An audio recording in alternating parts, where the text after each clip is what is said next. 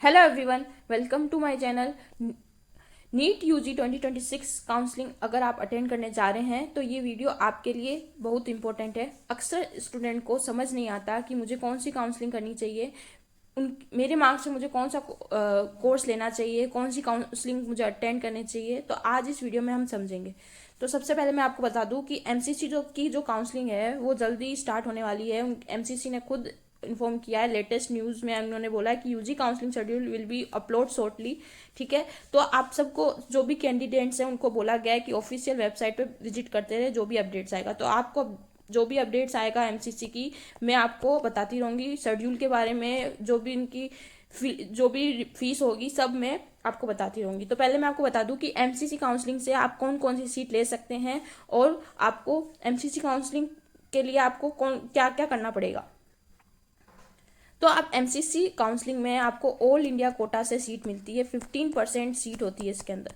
ठीक है, इसके अंदर आपको गवर्नमेंट की 15% सीट मिलती है जिससे आप एमबीबीएस और बीडीएस कर सकते हैं। ठीक है, तो इसके अंदर आपका एम्स, जिपमर, डीम्ड यूनिवर्सिटी और सेंट्रल यूनिवर्सिटी की 100% सीट होती है। ठीक है, इसके अंदर आपके अंदर बहुत सारे कोटा लगते हैं। ठीक है, और आपको जो जामिया मिलिया इस्लामिया और सारे और जो बच्चे ईएसआई से सीट लेना चाहते हैं वो भी एम्प्लॉय स्टेट इंश्योरेंस कॉर्पोरेशन जिनके पेरेंट्स मजदूरी करते हैं उनको ये कार्ड बनाना होता है। उससे उनको कम मार्क्स पर सीट मिल जाती है एमबीबीएस की और बीडीएस की भी। ठीक है, तो मतलब जितनी कट ऑफ जाती है उससे बहुत लो जाती है ईएसआई सर्टिफिकेट की वजह से। ठीक है, तो ये बात होगी आपको एमबीबीएस और बीडीएस की। आपको पता है एमबीबीएस की कट ऑफ ज़्यादा जाती है, उसके बाद बीडीएस की कट ऑफ जाती है। ठीक है, अगर आपके नंबर एमबीबीएस और बीडीएस की रेंज में आ रहे हैं तो आप एमसीसी काउंसलिंग कराइए। और अगर आपको लग रहा है कि आपके नंबर बीच के हैं, बॉर्डर लाइन के, तो आप स्टेट कोटा होता है तो आपका 85% जो होता है वो स्टेट कोटा लगता है। उसके अंदर आपको एमबीबीएस गवर्नमेंट और प्राइवेट दोनों के लिए आपको स्टेट के थ्रू मिल सकती है। स्टेट कोटा में एमसीसी काउंसलिंग से कम जाता है आपकी रैंक। ठीक है, तो अगर आप अपनी स्टेट के थ्रू देंगे तो आपको कम मार्क्स पे भी आपको एमबीबीएस और बीडीएस मिल सकती है। तो एमसीसी काउंसलिंग आपकी फर्स्ट वीक में शुरू हो जाएगी अगस्त के लगभग, जहाँ तक मुझे लगता है। ठीक है, तो आपको अपने सारा करना पड़ेगा। आपको पैसे रजिस्ट्रेशन फीस भरनी पड़ेगी और कुछ अमाउंट जनरल का अलग होता है और जो रिजर्व कैटेगरी होती है उनका फीस अलग होती है। अगर आपको सारी फीस की जानकारी लेनी है, डीम यूनिवर्सिटी और फीस है वो अलग होती है। ठीक, अगर इसके बारे में आपको जानकारी लेनी है तो मुझे कमेंट सेक्शन में बता देना, मैं आपको बता दूंगी। इसके बाद हम बात करते हैं कि आपके अगर कम मार्क्स आए हैं, ठीक है, तो आप क्या लो मार्क्स वालों के लिए क्या करना चाहिए। तो जो बच्चे डॉक्टर बनना चाहते हैं और ड्रॉप नहीं लेना चाहते हैं तो उनके लिए और भी चांसेस हैं। सबसे पहले आपकी एमसीसी काउंसलिंग स्टार्ट होगी, उसके बाद आपकी स्टेट काउंसलिंग, उसके एमसीसी काउंसलिंग के राउंड 1 जब शुरू हो जाएगा उसके 3 से 5 दिन बाद आपकी स्टेट की काउंसलिंग शुरू हो जाएगी। ठीक है, उसके बाद अगर आप अपने स्टेट में भी आपको लगता है कि सीट नहीं मिलेगी एमबीबीएस और बीडीएस के अंदर तो आप आयुष काउंसलिंग करा सकते हैं। ठीक है, आयुष काउंसलिंग के थ्रू आप बीएमएस, बीएचएमएस, बीयूएमएस, बीएसएमएस इन सारी सीटों में आप बी फार्मा आईटीआर की सीट्स ले सकते हैं। बीएमएस की जो है आयुर्वेदिक डॉक्टर का होता है, फिर होम्योपैथी और सब इसके थ्रू मिलेगा आयुष काउंसलिंग। ये ऑल इंडिया कोटा की है जो 50% सीट होती है उसके है। आपकी स्टेट की भी अलग होती है।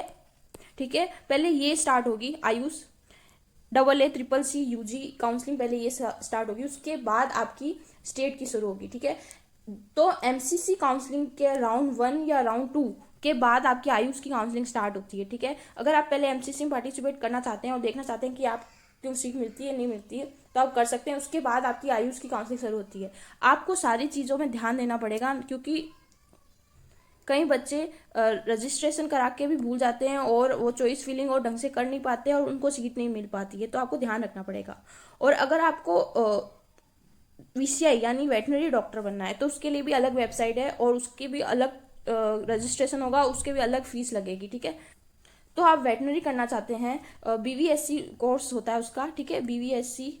ठीक है, तो इसमें भी आपको वेटनरी डॉक्टर बन सकते हैं। इसकी काउंसलिंग अलग होती है। ये आयुष काउंसलिंग और एमसीसी काउंसलिंग के बहुत बाद शुरू होती है। ठीक है, जैसे ही ये सब शुरू होगा मैं आपको बता दूंगी, ठीक है। वेटनरी काउंसलिंग वीसीआई जो है वो ये भी ऑल इंडिया कोटा पे होती है 15% सीट, और आपकी स्टेट में भी अलग होती है। सब स्टेट की अलग अलग वेबसाइट्स होती है, आप उस वेबसाइट पे जाके पता कर सकते हैं कि आप सर्च करेंगे कि हमारे आप जो भी स्टेट में रहते हैं उसकी वेटनरी वेबसाइट सर्च करेंगे तो आपको मिल जाएगी, उस पर आपको नोटिफिकेशन आएगा, ठीक है। तो ऑल इंडिया कोटा की जो भी नोटिफिकेशन आएंगे मैं आपको बता दूंगी। अगर आपको अपनी स्टेट के बारे में भी जानना है तो आप मुझे कमेंट सेक्शन बता देना, मैं आपको बता दूंगी।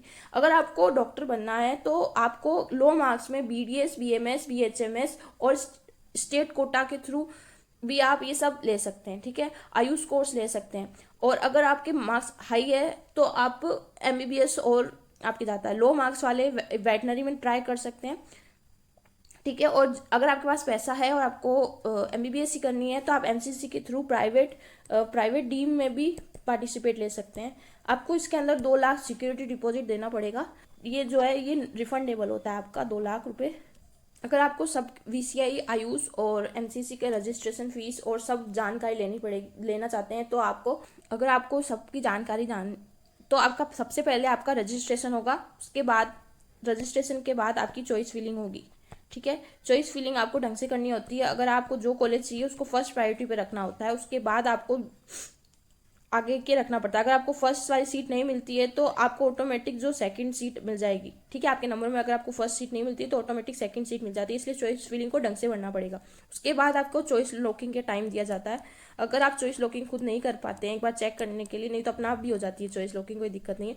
उसके बाद आपका सारा प्रोसेस होगा कि किसको कौन सी सीट मिलेगी, उसके बाद आपको इसकी काउंसलिंग का रिजल्ट आता है। उसके बाद काउंसलिंग रिजल्ट आने के बाद आपको रिपोर्टिंग टाइम दिया जाता है कि इतनी टाइम पे आपको रिपोर्ट करना है, ठीक है। उसके बाद रिपोर्टिंग आपके सारे डॉक्यूमेंट्स वहाँ सबमिट होते हैं। काउंसलिंग के स्टार्टिंग में आपको कोई भी डॉक्यूमेंट्स नहीं देने पड़ते हैं, ठीक है। तो ये बात ध्यान रख लेना आप। तो डॉक्यूमेंट्स अभी से तैयार होंगे क्योंकि आपको ज़्यादा टाइम नहीं दिया जाता है कि आप डॉक्यूमेंट्स भी तैयार कर पाओ सारे, ठीक है। अगर आपके पास पहले से तैयार होंगे तो आपको कोई गलती नहीं होगी, और डॉक्यूमेंट्स की वजह से आपका जो आपको कॉलेज मिला है वो नहीं जाएगा आपके हाथ से, तो आपको इन बातों का ध्यान रखना पड़ेगा, ठीक है। अगर आप कुछ और जानना चाहते हैं तो कमेंट सेक्शन में बता देना, और जो भी शेड्यूल आएगा इसी चैनल पे बताया जाएगा। सारे वीसीआई, आयुष, एमसीसी सारे शेड्यूल इसी पे बताए जाएंगे, तो इस पे बने रहना।